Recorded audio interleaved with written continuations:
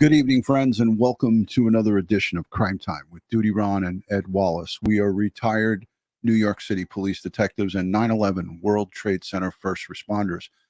If you like all things true crime related from the police detective's perspective, hit the subscribe button, hit that notification bell so you'll get all things DutyRon and this guy right over here, Ed Wallace, when we go live or upload another video.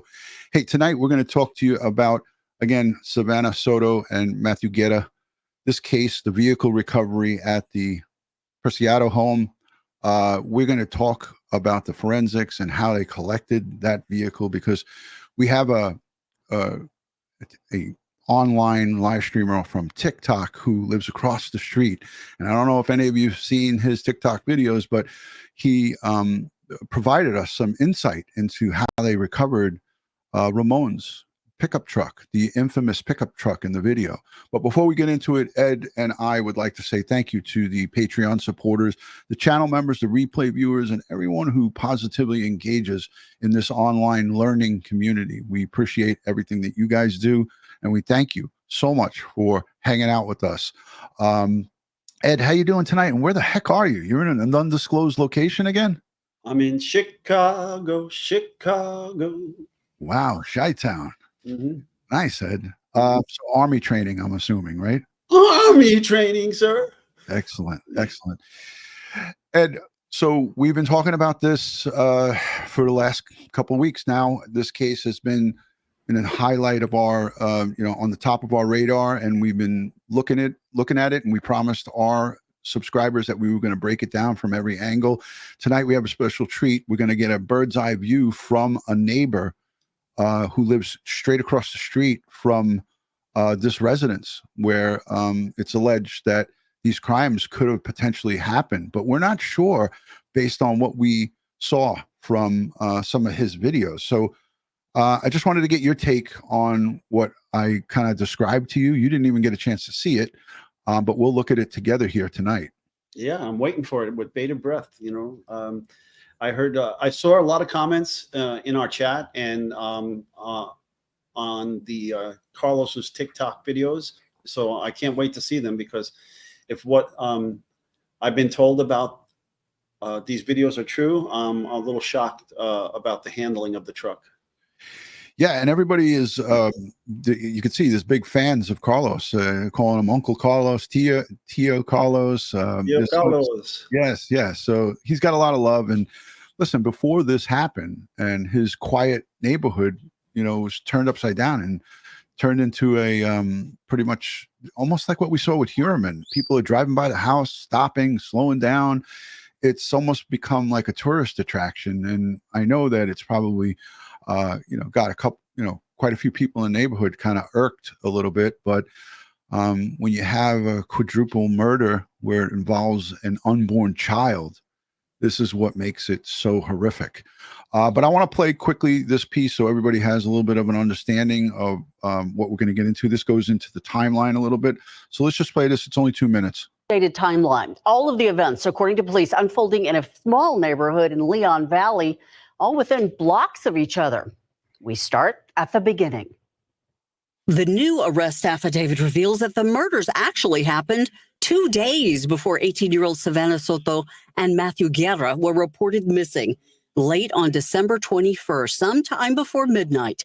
According to investigators who looked at cell phone records, Matthew Guerra had searched for Charlie Chan Drive and Cary Grant Drive, and his vehicle records show he went there. According to the father of Christopher Preciado, that is where his son attempted to buy marijuana from Guerra.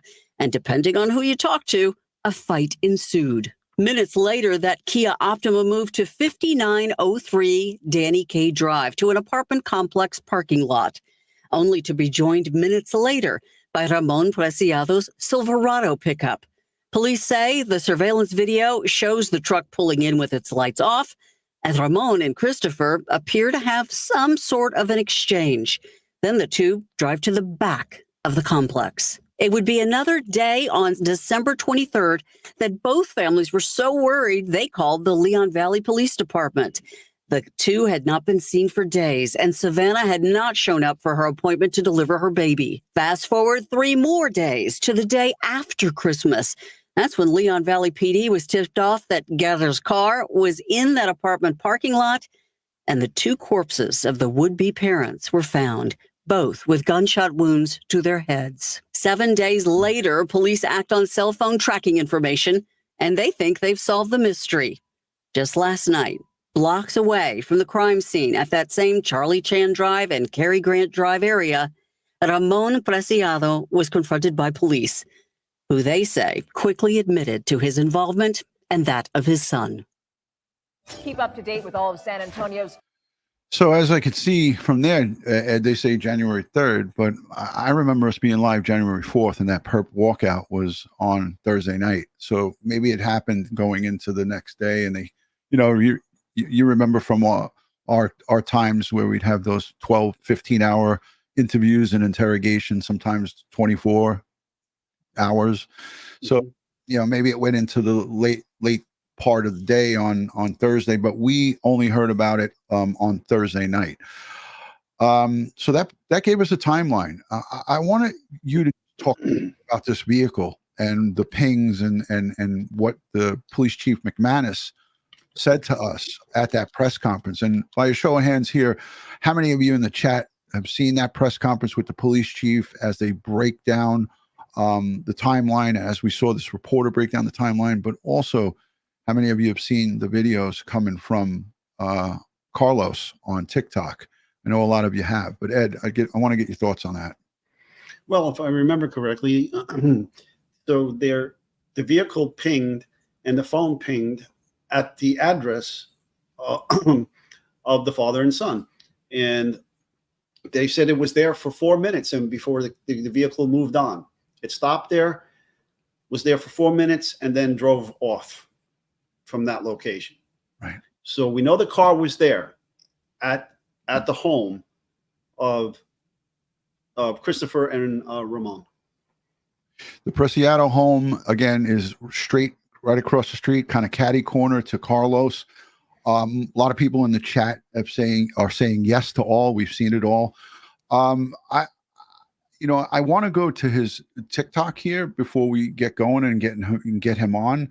But before we start showing his TikToks, because I think everyone has seen it, I want to just bring him on so he could give us his take on the days and the days that followed the arrest and after the car was taken into custody. So without further ado, let's get Carlos on. Carlos, thank you so much for joining Crime Time with DutyRon and Ed. Everyone appreciates you taking out your time.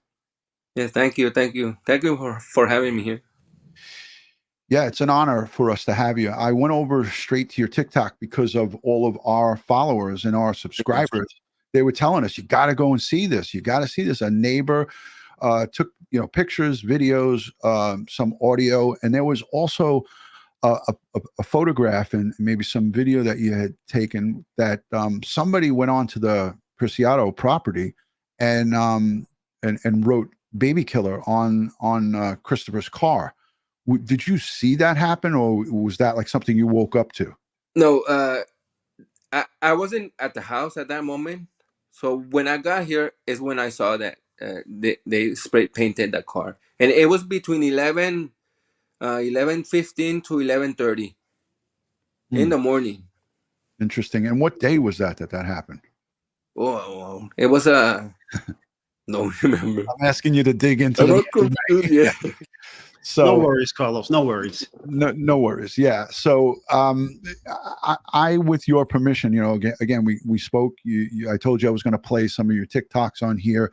I don't like to play people's content without actually asking them, but you were kind enough to say, yeah, go ahead, play it.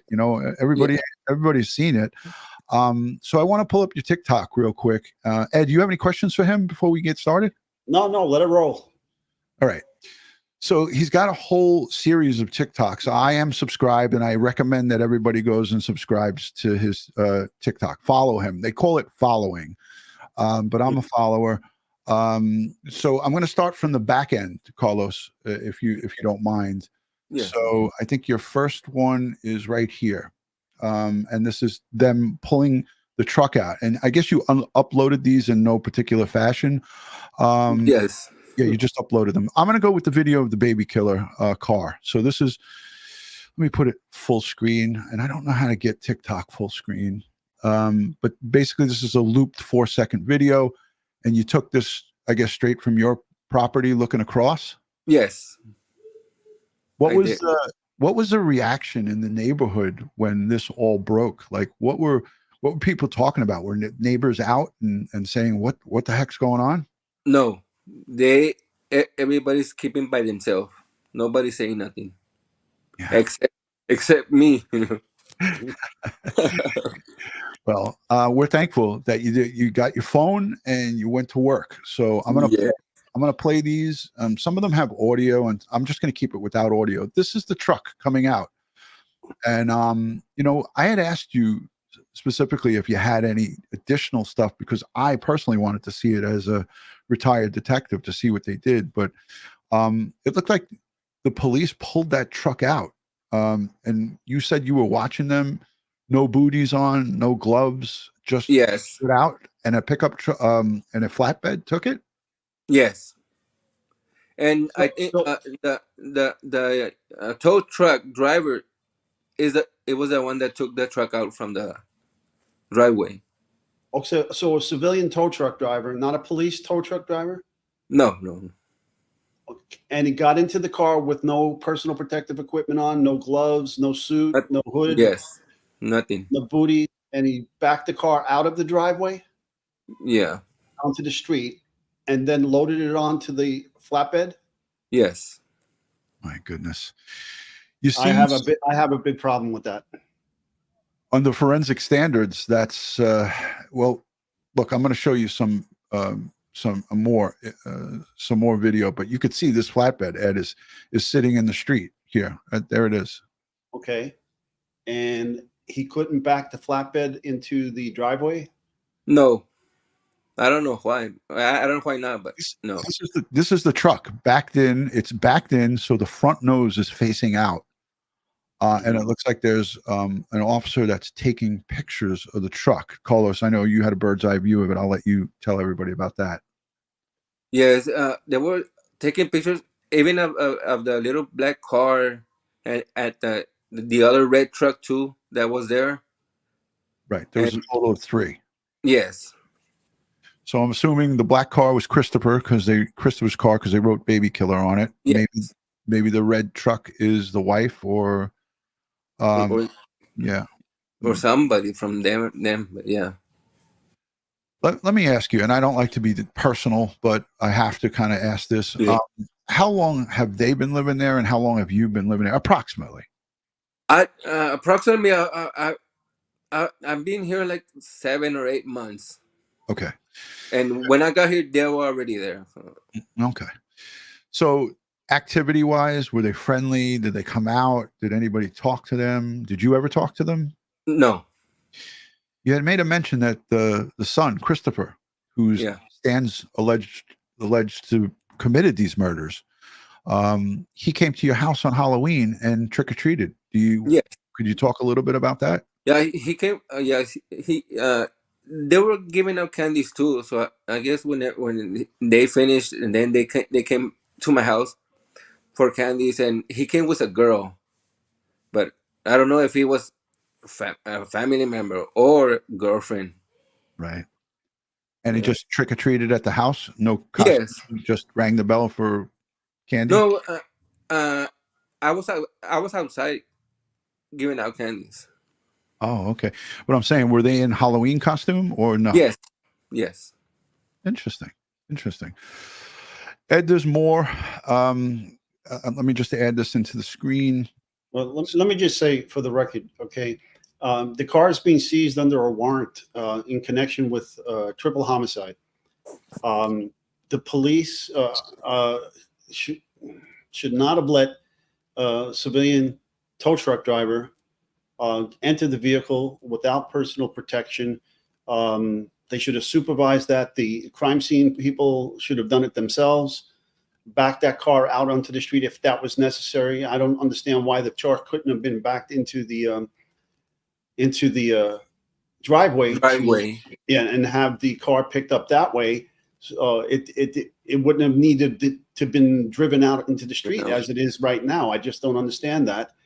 As you can see, Ed, Carlos is videoing through his blinds up on the second floor of his house. Right. And you could see, Yeah, obviously. let's see who gets out of the truck now, because they just drove it out of the driveway. And what is he going to drive it right up onto the truck, onto the flatbed? Flatbed's right there. Carlos, does he drive it up to the flatbed, or does he have the flatbed pull it up?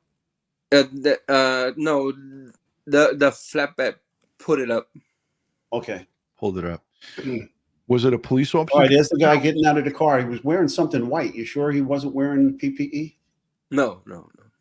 Was it a tow truck driver that drove it up? Yes. The police. It's like a vest. He was wearing a vest.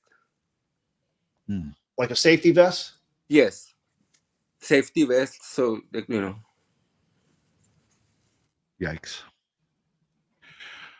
Oh, Ed, under forensic standards, what would be the proper protocol on this? Because, you know, again, our audience, people want to know, you know, how is this? We saw Rex Heuermann's truck that he sold to his brothers flatbedded by the New York State Police, and they were in Tyvek when they were. They should have been in the crime scene investigators should have been in Tyvek, and they should have had the tow truck back up into the driveway and limited movement, limited entry into the vehicle, just what was necessary to put the vehicle into neutral, so you know that the flatbed truck can hook up its chains and pull it up onto the flatbed. It's crazy that they weren't wearing any PPE, or they allowed a civilian tow truck operator, not even a law enforcement tow truck operator, to do this. He drove it out of the driveway. Carlos, you were videoing but watching. It looks like he drove it out of the driveway, got out of the driver's seat, and then walked up to the front. I guess they hooked up that, you know, the truck, with the cable, hooked up onto the cable, and then pulled it up onto the flatbed. Disturbing on many levels, but what makes this even equally and much more disturbing is I asked Carlos privately on the phone. My next follow-up question was, did a detective come and canvass and knock on your door and your neighbor's door to ask if you saw anything? Do you have any video surveillance? Did you hear any gunshots? Did you hear anything? And Carlos, what happened there? No, nobody has come and asked if we have cameras, if we saw that car, the Kia car there parked, or, you know, something, but no, nobody has. Did you call the police or not? No, right? No. Yeah. Did you? And you spoke to your neighbors, and they're the same. None of your neighbors that you spoke to have been contacted by the police? No, nobody. My God. Okay. I mean, this is standard practice. This is, you know, homicide investigation 101. When you have evidence in the form of the cell phone and the GPS location of the suspect's residence that shows that the victim's vehicle was at the suspect's residence at a date and time, and then you pick that information up, you do a DMV search, you find the registered vehicle, the truck that you're looking for, registered at that address, and then you get the name of the individuals, and you show up on their door and you knock on the door. The father answers the door and says, "I know why you're here. You need to speak to my son."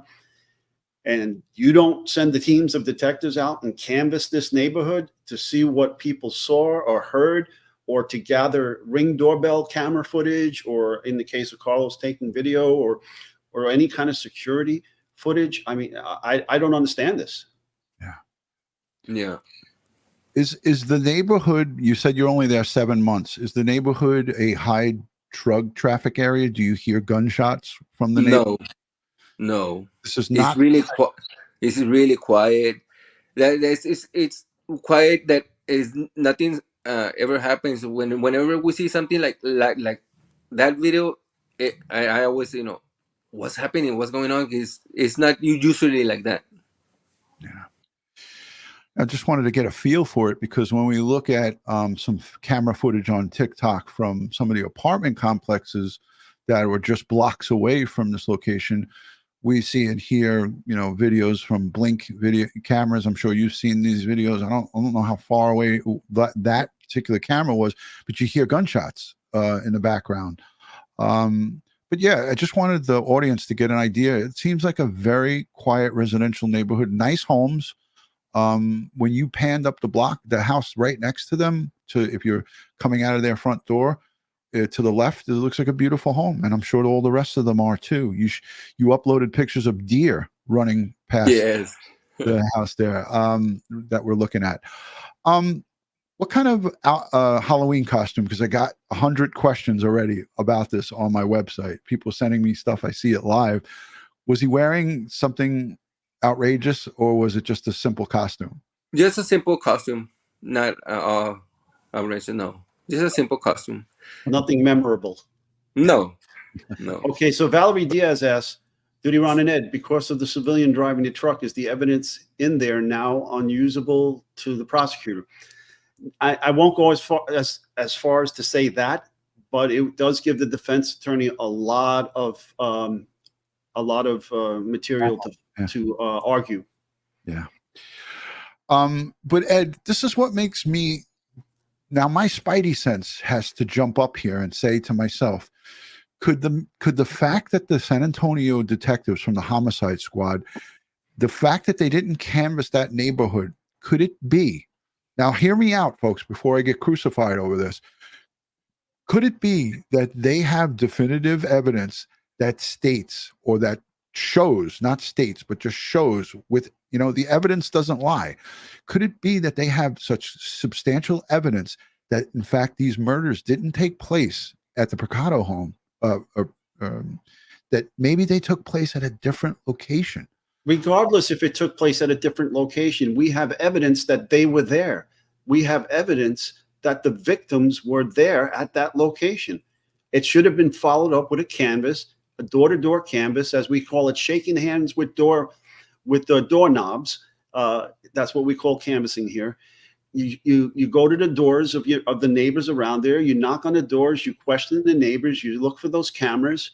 Try to retrieve them. I mean, just because the GPS said they were there, okay, that's great. Now let's corroborate it some other way. Right. Let's see if we can find somebody who saw it. Right. But as Ed said, the evidence is what we're talking about. I'm going to put it back on the screen, full screen here. And thanks to Carlos. And Carlos, you're getting a lot of love in the chat here. I don't know if you see it, but No. Tio, Carlos, all over. My live chat is lit up. The over 3,200 people in here, and they're loving you. So a lot of love going out to. You could watch the replay and you'll see all the stuff. But as Ed said, that vehicle, as we saw in the infamous video of the exchange, the towel, that whole thing that was watched millions of times, that's evidence. And Ed is 100% right. But I had to put that out there. I had to play devil's advocate here and say, there has to be, I'm hoping that there's some type of reasoning behind why they're not coming and doing the gumshoe work. And they're out there on the ground. I know that if I was supplementing this case in the fugitive enforcement team that I was in, they would give us street addresses. And they would say, like, go and knock on every door on the street. And interview each person, each homeowner, get a name, ask them if they've seen anything, just a summary interview. And they didn't. How many times have I talked on our channel about Lecard's exchange principle? Okay. That towel was in that vehicle, tossed to Ramon. He used the towel on the victim's car, tossed it back in there. And now you got this tow truck operator with no PPE getting into car. Now, when I had to enter a vehicle like that in PPE, so my partner would examine my PPE, front, back, sides, my feet, before I enter, make sure nothing is on me. Then I enter, gloves, mask, hood, so I'm protecting my hairs from not falling out. Because remember, the PPE is used to protect me from the crime scene and the crime scene from me.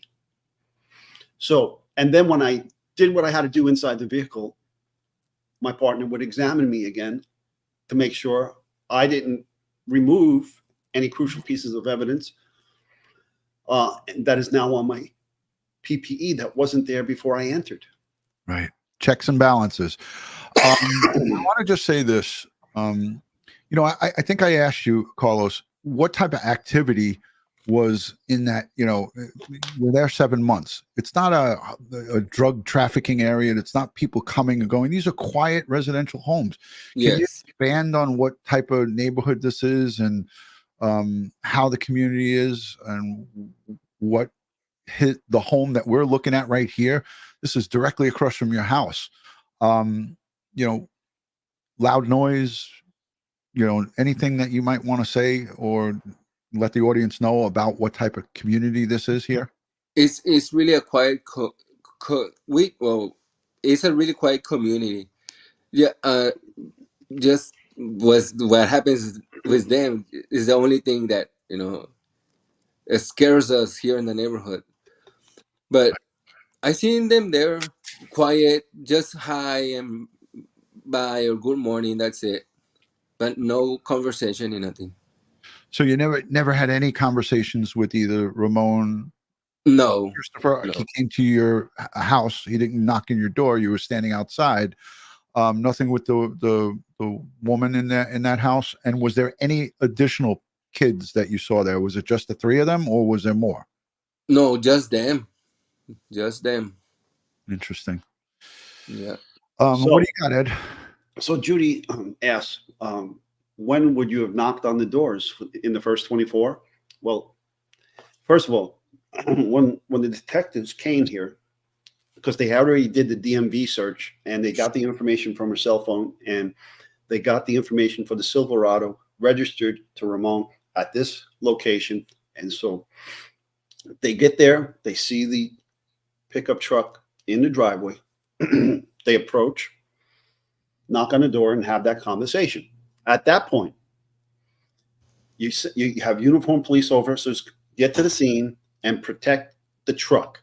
You pull all the occupants of the house out of the house and secure the house until you can get a warrant. So that means not only do you take the father and son and lock them up, but you remove any other occupants of that house so they can't destroy evidence while you're waiting for a warrant. That's totally legal. You're not violating anybody's rights, okay? Because we could have said under emergency exception to a search warrant because we're fearful that if we leave the mother and the son in here or whoever else was in there, they could destroy the evidence while we're waiting for a warrant. Yeah.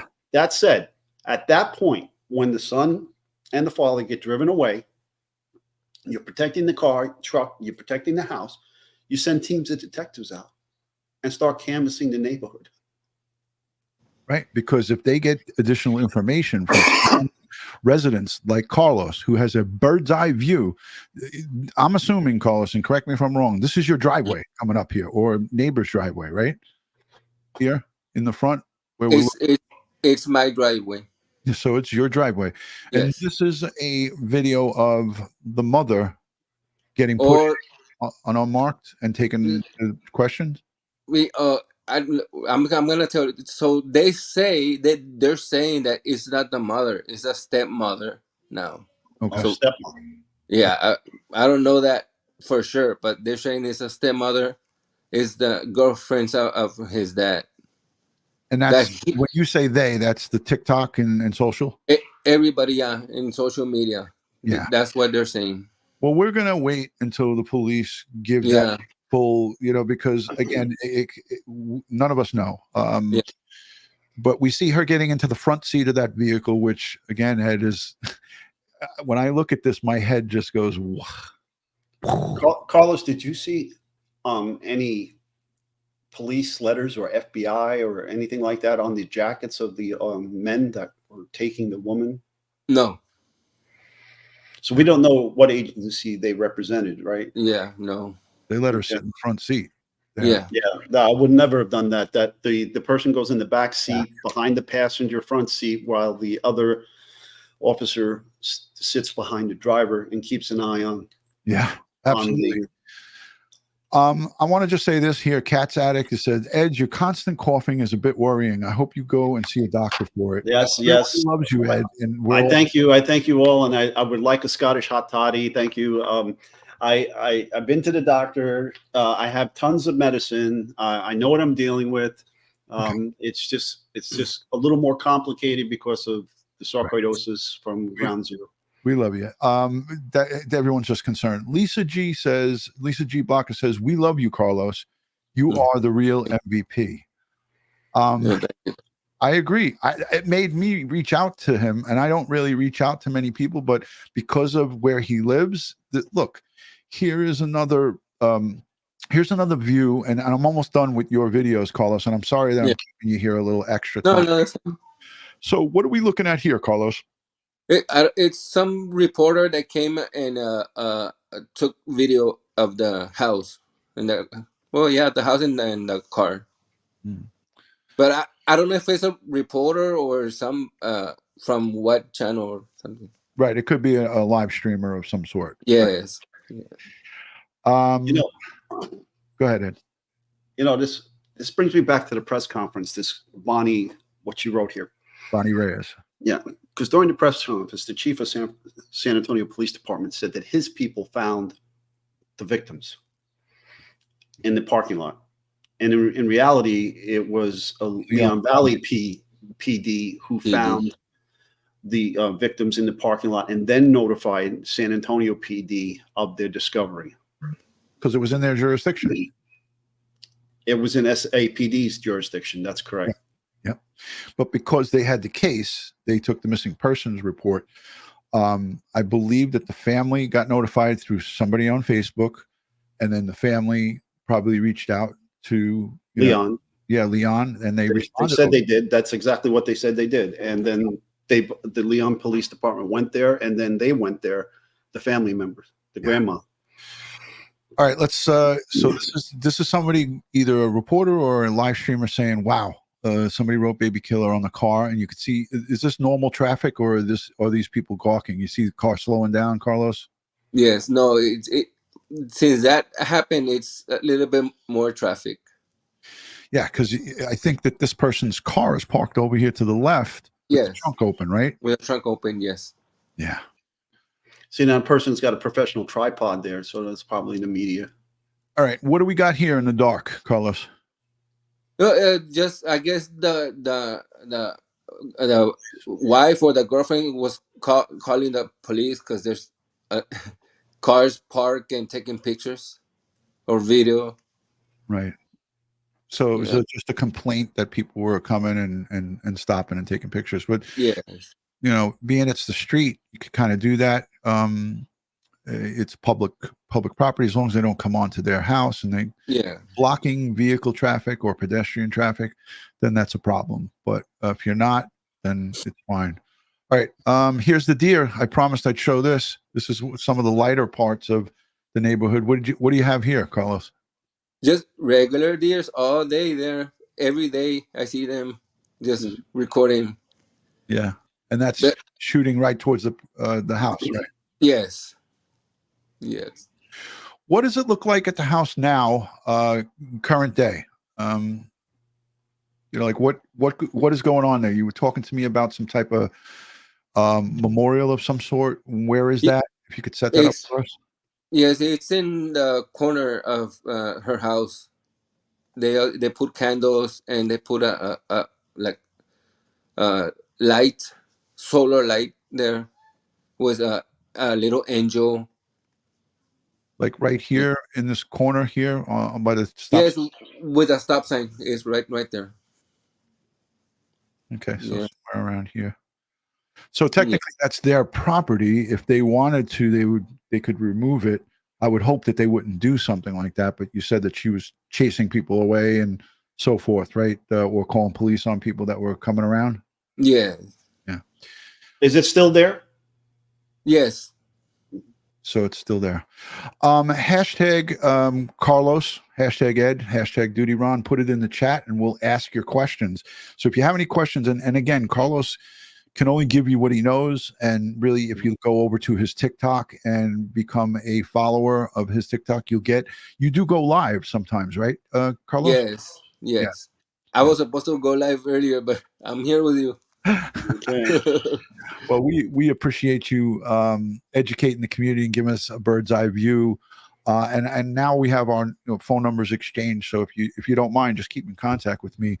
Yes. Let me know. And just so for the people who are watching, Carlos did not witness any of these crimes. He does not have any information that he could give to the police. And I want to just say this, Ed and I, as a disclaimer, if he in fact told us that he had information, we would not have him on here with us, because we would instruct him to go to the San Antonio Police Department and give that information, because that's the right thing to do.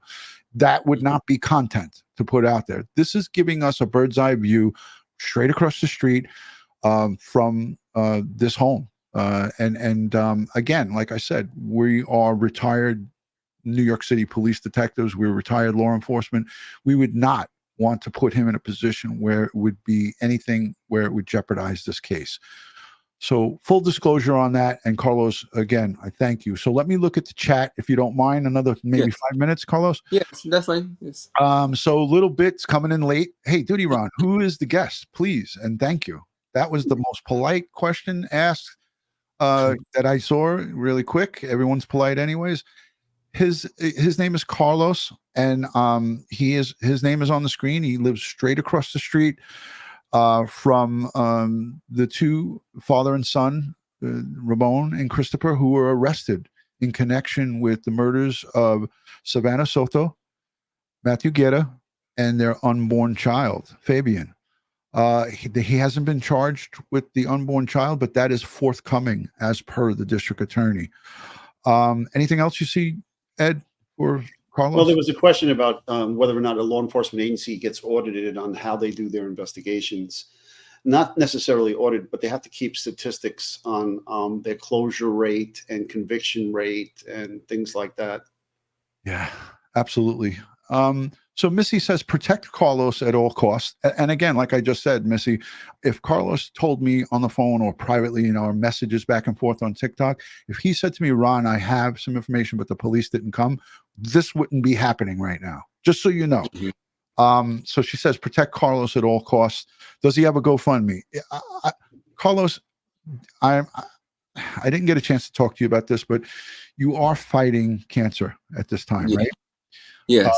Leukemia. And I thought I saw something on your TikTok. So if you do have something, tell the audience about it, and I'd love to share it for you. Well, I have a Cash App there on TikTok. Okay. Yes. And I'll say this, Carlos. I looked at your TikTok. You have been documenting your cancer journey way before this has happened, right? Yes. From the beginning of my cancer, yes. Yeah. So if you guys go and look at his TikTok, and I'll take the liberty, if you don't mind, of scrolling back. I don't know the times on this or the dates, but I mean, he shares this stuff publicly. This is come fight this fight with me, leukemia. And here's Carlos getting his treatments. Yeah. So go over and donate whatever you can to him and his family to help him with his fight.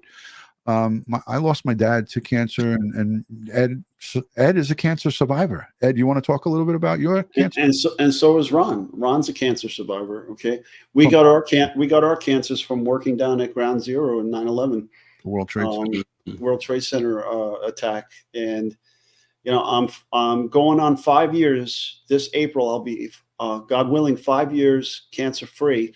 And my doctors tell me that that's the benchmark. We have to hit that 5-year cancer free with no reoccurrence. Okay. And then I should be smooth sailing from that point on. Amen to that. Amen. Where are you in your journey, Carlos? What's happening with you, if you don't mind, if you want to care to talk about it? Yes. So I will say 3 weeks ago, it was my last, they did my transplant at MD Anderson in Houston, Texas. And they did it in April last year. Okay. So I went 3 weeks ago for my checkup. They did a bone marrow biopsy on me, and everything came good. I'm in remission. God, God, Great. So how long in remission now? It's been a year. God is Okay. good. Let's keep it up. We'll say prayers for you to keep that going. Yeah. We need to get you through that 5-year mark with no return. And then it's smooth sailing after the 5 years. That's what all my doctors tell me. My late brother's oncologist and so forth. Yeah. Excuse me. I'm going to link Carlos' TikTok in the description. I didn't put it yet, but I will put it after the video is over. Mountain Girl said something in chat, and I believe that we touched on this. I touched on it because I felt my spidey sense was telling me that the San Antonio Police Department is not some small rinky-dink police department. They have 2,000 members, give or take. Don't hold me to that number, but last I checked, it was around 2,000 members of the service, and they do handle a lot of violent crimes.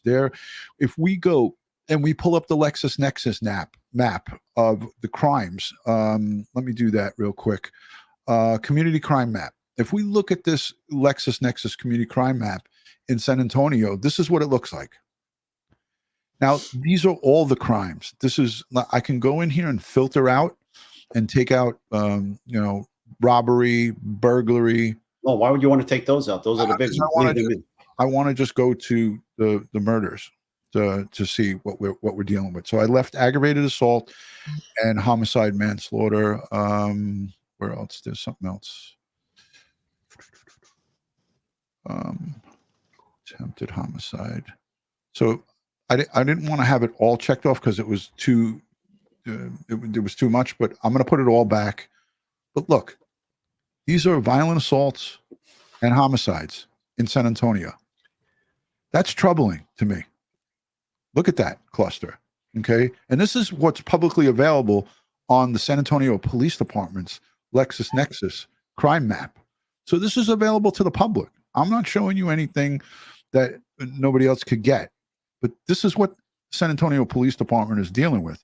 And I would have to say to myself that they have experience in investigating these types of cases. Now, I don't know what their close rate is on their homicides. I hope it's high.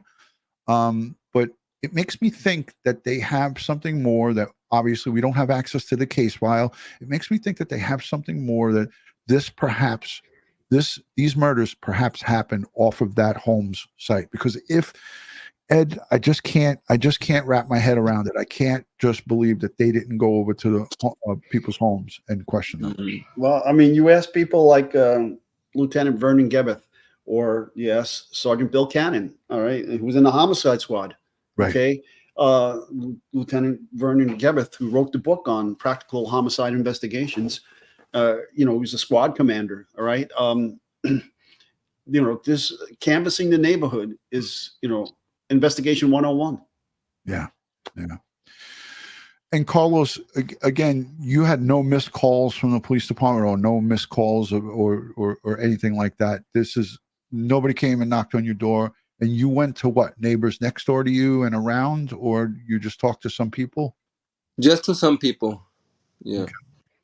Okay. And like today, the newspaper came and interviewed me.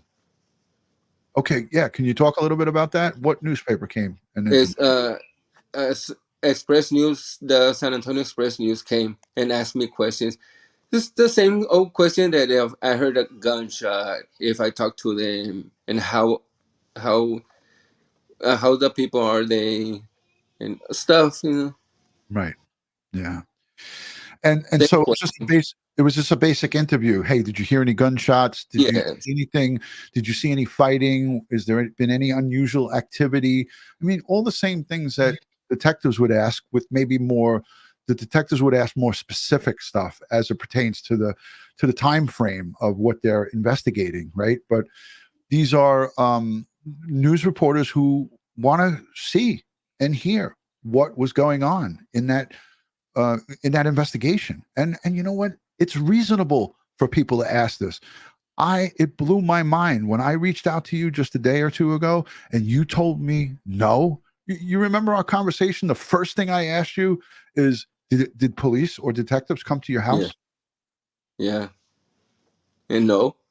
And you said no. And I was just like, whoa. Yeah. I mean, when you have a quadruple murder, and like Ed said, they're taking evidence. They did a search warrant out of that home. Did Yeah. you see that activity? Was there a lot of personnel for that search warrant that day? I would say it was like 5 police uniforms and 3 without the uniforms. It So was 2 cars and 2 regular cars without logos or nothing. did you see them taking anything out of the house in brown Yes, bags? bags. It was like 4 bags. Brown bags? No, it was white bags, White bags. like regular bags. Yeah. Plastic bags? Yes. Ed? I don't know. I don't know what that could be. Hmm. Even if it was a gun, I wouldn't be putting it in a plastic bag. The gun goes in a cardboard box. Right. They did say they recovered the weapon, and the police chief McManus said, "We believe we have the murder weapon." Again, he was asked about ballistics, and we did it on our previous show. He said that ballistics wasn't back, and again, things that make you go, Oh, that made Ed and I go, as well. Yeah. Let me. Yes, since you brought it up, let me just touch on it. I because there was a lot of comments in when I did the ballistics and we discussed this that time. Look, when a public information officer gives out information, they should only give what they know to be true and what they know to be accurate. Saying something like we believe the gun is this or something. You never give presumptive testing or any kind of presumptive information, okay? Because what ends up happening is you potentially give false hope to the victim's family in this case. All right, we believe it's the gun. And then what if later it turns out it's not the gun? Right. Okay. And then it's like victimizing the victim all over again. Okay. So that's why we never give things. It's the same thing like in my other world of forensic presumptive blood test in the field or even presumptive tests for anthrax. Okay, we have presumptive tests that we can do anthrax testing in the field. Okay, now there's a high false negative and false positive results with some of these tests. So you may get a positive result in a presumptive field test, but the bottom line is you shouldn't give that information out to the press. You wait for the lab to give you a yes or no answer as to what it really is. Yeah. It's a problem. It's a problem. Carlos, I really appreciate you taking out 45 minutes of your time. And I didn't plan this to happen like this, but will you promise to come back and give us some updates if there are updates to give, and stay in touch with myself and Ed? Yes, sir. Yes, I will. All right. And we promise that all of our subscribers will be praying for you for your recovery and to stay in remission. Yeah. Thank you. Yes. Thank you. Yes. God is good. And we continue to pray for you, your wife, and your family, extended family, for nothing but, health and happiness going forward in 2024. Yeah. It was probably a heck of a year for you in 2023 and in 2022. Yes, it was. Yeah. Yeah. But again, keep that camera ready. If you see anything, document it, upload it on your TikTok and we'll be able to see it. We really do appreciate you coming on here and giving us 49 minutes of your time. When we originally spoke, you were like, yeah, I got 15 minutes. Yeah. You can never trust Ron's time frame. I'll tell you that right now. Now I know. Next time. Okay. I'll be ready. Carlos, I promise I didn't plan it. It just happened. Okay. Again, everyone go over to his TikTok. I'll link it in the description. Just give me about 15 or 20 minutes after Ed and I are done here. And the chat, you guys were great, asking a lot of great questions. And, again, if there's more additional questions, put them on DutyRon.com and make sure you're subscribed to Ed and I here. If you can, give us a thumbs up. subscribe, and share all over the social media platforms. Follow Carlos on TikTok. We're on TikTok too, Ed and I. We're not swinging from poles. We're uploading true crime videos that we do and our educational videos on TikTok. So I only got about 11,000 subscribers, Carlos. Maybe you can help me out. Yeah. Yeah. See, Ron's camera there in his studio only pans to the birds. If it pans the other direction, you can see his pole where he practiced dancing. Oh boy, no way. I do not. I do not. I swear. I sure want to see that. I swear with my right hand that is not true, Carlos. I swear. All All right, Carlos, be safe. Thank you. Okay, Carlos. thank you. Thank you. God bless. So there goes Carlos from TikTok, neighbor straight across the street from the two perpetrators, Ramon and Christopher, in custody. Again, upgraded charges are forthcoming, but this, again, the collection of that evidence, Ed, is troubling to me for under the forensic standards. And I saw some people in the chat before we went live is like, oh, maybe different jurisdictions have different different rules and different ways they collect things. Again, anything that has evidentiary value, you're not putting it in a plastic bag, blood. And, like somebody asked, could that towel that was thrown, could they have collected that and put it in a plastic bag? Well, they shouldn't have. They should put it in paper. You're looking for hairs and fibers. You're looking for genetic materials, your DNA and so forth. Same thing with the gun. You're going to be looking for that backspatter, any blood that may have gotten on that gun or down the barrel. Yeah. There's fingerprints on the outside of the gun. There's, possible DNA on the gun as well. So you don't want to put that kind of stuff in plastic. Yeah, and here's what you just said. You answered that question, Ed. Please inform us us why it should be in anything with potential ballistic evidence or hair and fiber evidence. Or I'm sorry, not ballistic per se, but DNA evidence. All right, you don't want to put it in plastic because plastic doesn't breathe. Okay, it then allows heat to build up, moisture that may build up inside, and then what ends up happening is then opportunistic fungus, mold, bacteria can start to grow inside of the bag and then destroy the genetic markers. Yeah, and when you see plastic, and again, he wasn't really looking per se. He wasn't looking for, oh, is this the right way to do things? He was just observing what was going on, and that's to me just I don't know, just it really troubled me when I heard it. And really who I thought of is the victims and their families. And I just said, I hope this does not come back to kind of bite them in the butt, and have a defense attorney. You hate to give a defense attorney just a slither of ammunition. This is what they look for. And that's the horrible part of this. I'd be curious to see the return of that search warrant. I don't think that they'll make it public. But during the trial, we'll see that return of that search warrant that they conducted at the home, and we will see what they took out of that. Well, why wouldn't it go public? I mean, the Idaho case, it went public. Right, the return. Yeah. A lot of the high-profile cases, the return gets made public. Yeah, but different jurisdictions do different things. I mean, look at what happened with the Delphi case. I mean, well, they would have to get a judge's order to seal it. Yeah. Yeah. Mm-hmm. Just interested. So let's go to the chat and say hello to everybody, and then we'll wrap it up, Ed. I know you're traveling and you got to get up early in the morning. By a show of hands here, if you're new, let us know if you're newly subscribed or new watcher of Crime Time with DutyRon. Just say new in the chat, and we'd like to say hello to you. If you're, again, somebody who's a return viewer, we appreciate you, and we ask that you do ask us questions down below in the comments section, because it's an easy way to continue the conversation with Ed and I. We love to engage with you in the comments section. So a lot of new people, a lot of new faces in the chat. I see a lot of new people coming in and saying hello. Thank you, everybody. Here, Diane is new. Diane B across the street. She's new. She's new on various different days. She's new. Jamie Hansen, thank you for being here. Patricia, thank you. Hi, Priscilla. Welcome. Mountain Girl says great live. Thank you. Monica is new. It's okay. Jamie, new from Ireland. Oh, for fuck's sake. Ed go bra. There's Ed showing off.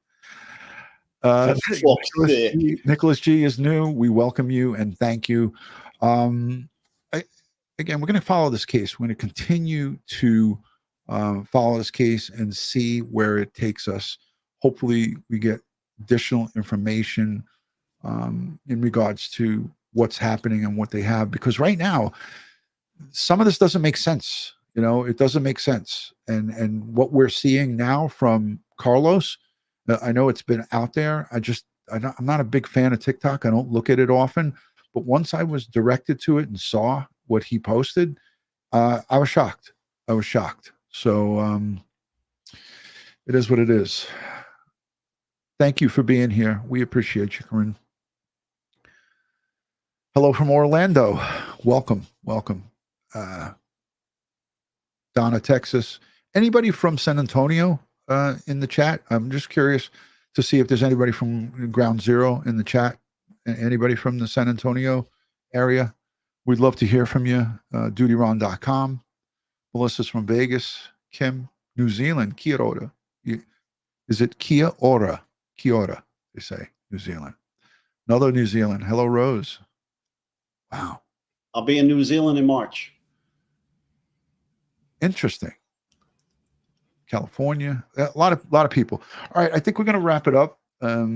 Again, we wanted to go over the CSI effect here at the home where they conducted the search warrant, and I think we did a good job of covering it. Ed, we'll be back on this. You're there all week, so if anything breaks, we'll be sure to go live. Everything, Aaron, is in San Antonio. Okay.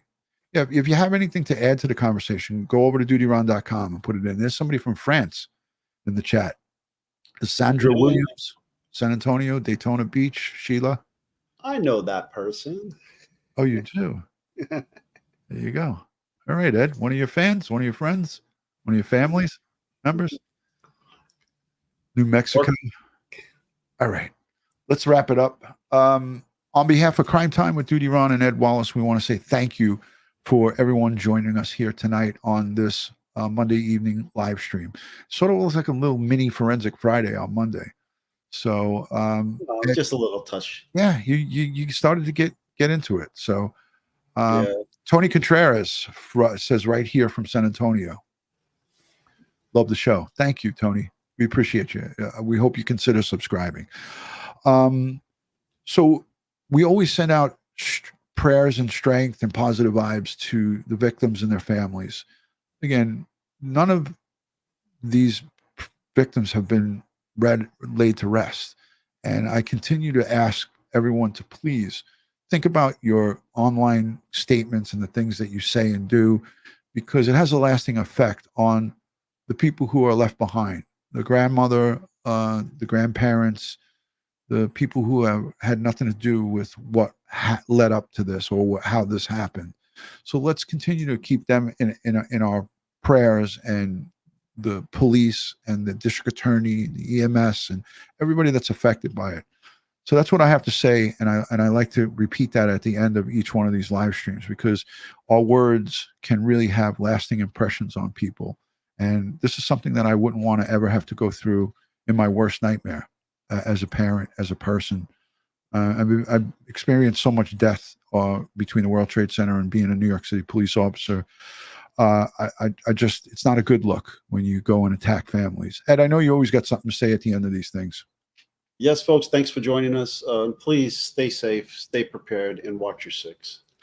Special thank you to our moderators, the replay viewers, the new subscribers, the returning subscribers, and everybody in between. We thank you for being here. We're honored, and we appreciate you. Good night from New York and Chicago. Good old Chi-Town. All right, Ed, we'll talk to you soon. Good night from DutyRon, Crime Time with DutyRon. Talk to you soon. Peace.